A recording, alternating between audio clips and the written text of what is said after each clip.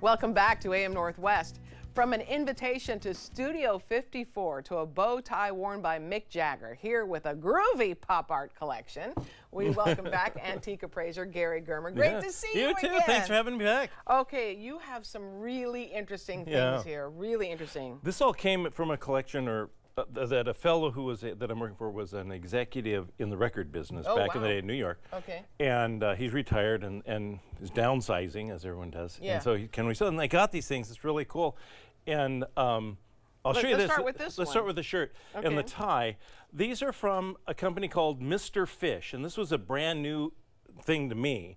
Mr. Fish of London made all the psychedelic and cool clothes for all the rock stars back in the 60s. Think Austin Powers look. Oh, yeah. With all the crazy psychedelics. This shirt, silk shirt, was allegedly, I haven't had it DNA tested, but allegedly worn by Mick Jagger as well as the tie. I can totally see Mick Jagger wearing this shirt. Yeah, and it's all silk but if the people out there are looking through their closet or their friend's closet, it says Mr. Fish, snag it. That's a $400 shirt. If we can prove it was Mick Jagger's, it goes up from there. But I don't think I ever will. Yeah, but that's incredible. Isn't that fun? But Mr. Shirt, Fish, Mr. Fish. Okay, and this is an amazing find too. This is fun. He was a hipster, this man. Okay. Back in the day. This is an invitation to Studio 54. Studio 54. You know, 54. Where it all happened. You used to hang out with Liz and Liza there, didn't you, back in the day? Yeah. Back in the day, exactly. Me and Liza and Liz, all good friends. Hang out, and Jackie O and all. They, you had to get this invitation for 1983. Wow.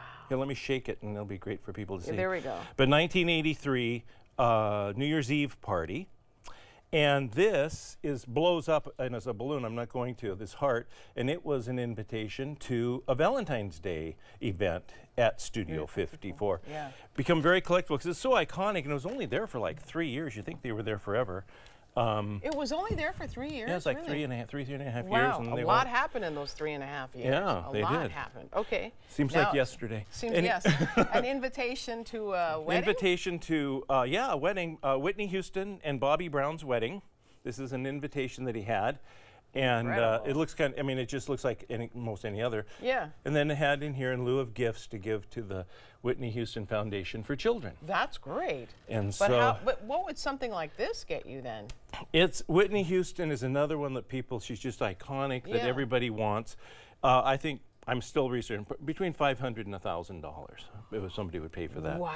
Have a piece of their history. Of that history, yeah. That's crazy. Okay. These boxes he just found. Now they're interesting boxes. I mean, they're made, but he has a little plaque on the inside here and on the inside of the flat one that the timbers for these boxes were made from the HMS Victory, which was Admiral Nelson's flagship back in the 1700s. Okay. So when they salvaged it, they made it. But what makes it even more interesting is the gifts that were in them were wedding gifts to Prince Charles and Lady Diana. No. And they took the gifts and threw the boxes away. And so the butler, going through the dumpster out behind Kensington Palace, and got a letter from his Charles's butler explaining that these were boxes that were had gifts in them for Princess Diana and Charles. Incredible. And, I haven't researched a value. I mean, I don't know if I can find a comparable on it. Of course, anything, it's like Whitney Houston, anything Princess Diana is such a big deal. Is that because she's passed on? Yeah, well, she died, and both of them died young, and were such at the peak of their popularity, and it just kind of we have an affection for them. Yeah. These are amazing. And so just the idea that, it's historic in that it's such a famous ship, and especially in England more than here, but such a famous ship that the timbers came from. How would you prove that that's where the wood came from there? Well, they have a little plaque on them. Oh, okay. Just like me, I can tell if it's sterling because it says sterling on the bottom. There you go. That's how you tell. I'm a professional. I can tell. That's how you tell. Gotcha. All right, let's talk about this right here. This is kind of my childhood sort of a thing I'm bringing up. Lord of the Rings is such a huge deal. But before the current Lord of the Rings, there was another Lord of the Rings, and it was illustrated by the brothers Hildebrandt. were these German artists that did this, and this is what the Fellowship of the Ring looked like. And they illustrated the books, and they illustrated a Hobbit movie back in the day. Oh. That didn't do really well Yeah, because they had too much stuff. Their art This is really good, this though. is actually a calendar from 1976, and so you got the road here. Yeah. So anybody who's a Tolkien fan and they under would the love age that. of 50 have no idea what this is. Yes. If they're over the age of 50, they may remember these. This is Treebeard, and all the different characters, and and so it's a fun thing. Yeah. And it kind of I was a geek in high school who just loved the trilogy of the Right. rings and all, and so this really hit home to me personally. I love I it. don't get too excited personally about things that, Yeah. like that, but it triggered great memories for me. I and love Love it. and it's not worth that. They're about anywhere from $25, $35 to buy one for the Okay. artwork and stuff. But they're Okay. but it's that kind of emotional connection. I gotcha. Yeah. It's a memory. I love that. Oh wow. Tell And me then about this piece. back in the 60s, conspiracy theories are Oh, of big course. today. Well, there was a big conspiracy Yep. theory after Kennedy died, and it's still kind of going on. Who killed Kennedy? We want to believe it was somebody else. And this is a serigraph done by a guy named William Kent, and he did a whole series of stuff, protest stuff.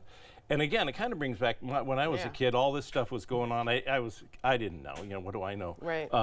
When you're a kid, but now I kind of remember that it was during the protest eras. Any of that sort of stuff, political stuff from that period, has Yeah. gotten to be really hot, especially Yeah. related to the Kennedys. Yeah, and that looks so familiar. Seeing Yeah. that out. Yeah. Yeah. And amazing. so it's about $1,000 print Yeah. now. Thank you so Yeah. much. So That's fun. I just thought this was so much fun. Yeah. I've been getting a kick out of all of it this week. Yeah, I guess you got to pay attention to estate sales from people who worked in the music business. Yeah, right? I have a friend. When he goes to estate sales, he'll say something about the person right. when they were there, and if they have, their career was something he was interested in, he'll be first That's in line. perfect. Awesome. Thank you so All right. much, Thank Gary. you. Great to see you Thank you again. for having me Great back. finds. All right, we'll be right back with more AM Northwest. Stick around.